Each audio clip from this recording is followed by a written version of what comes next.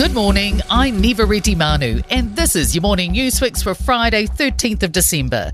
In this update, a decision to charge the bumbling Kiwi jihadi is being described as an unprecedented legal move.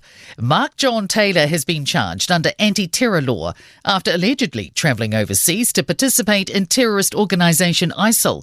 Police believe he's still in Syria. Massey University Emeritus Professor of Sociology Paul Spoonley told the Front Page podcast he's not aware of anybody ever being charged while overseas. I think it probably anticipates that person travelling on a New Zealand passport or coming back to New Zealand. So I think it's a preemptory move, but it is a very unusual move. The country's second most powerful cop is on leave pending separate investigations. Deputy Commissioner Jevon McSkimming is being investigated by the Independent Police Conduct Authority and the New Zealand Police. The nature of the allegations can't be reported. McSkimming was one of the two final candidates to replace Andrew Coster as the Police Commissioner, but lost out to Richard Chambers. Fire crews have spent the night monitoring for flare-ups from a vegetation fire near Burnham in Canterbury.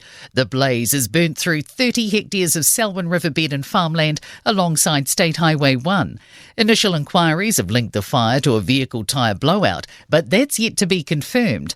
Fire and Emergency Incident Commander Dave Berry says some people living nearby were asked to evacuate yesterday afternoon, but allowed back home last night. Just because it was going so fast and down through the river bed, we evacuated 3 houses. Those people are now back. A man accused of murdering elderly Christchurch woman Frances Ann Phelps is due to appear in court today. The man, who has interim name suppression, was arrested and accused of killing Phelps 3 days before she was found in her Mount Pleasant home in early October. The government's making changes aimed at strengthening capital markets. It'll make it easier for KiwiSaver funds to be invested in unlisted assets, like infrastructure projects or businesses. There will also be adjustments to reduce the costs and barriers faced by companies listed on the NZX. Commerce and Consumer Affairs Minister Andrew Bailey says they're doing it because New Zealand firms need finance capital to grow and improve productivity. These reforms are about helping those companies get better access to capital and debt markets. Restoration's finally on the way for Wellington's iconic Oriental Bay Band Rotunda. The circular waterfront landmark is quake-prone and heritage listed and has sat derelict for over a decade. New plans include a restaurant and bar, a spa on the bottom floor and a public rooftop lookout. Work will start next year and it's planned to open in 2027. To sport now, Blackfern Sevens youngster Georgia Miller has been crowned New Zealand's best rugby player, awarded the Calvin R. Tremaine Memorial Gong at the New Zealand Rugby Awards.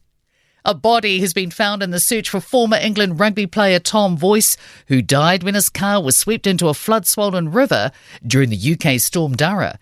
The Breakers are in free fall, crashing to a fifth straight defeat in the Australian Basketball League with a 176 defeat to the Tasmania Jack Jumpers on Auckland's North Shore.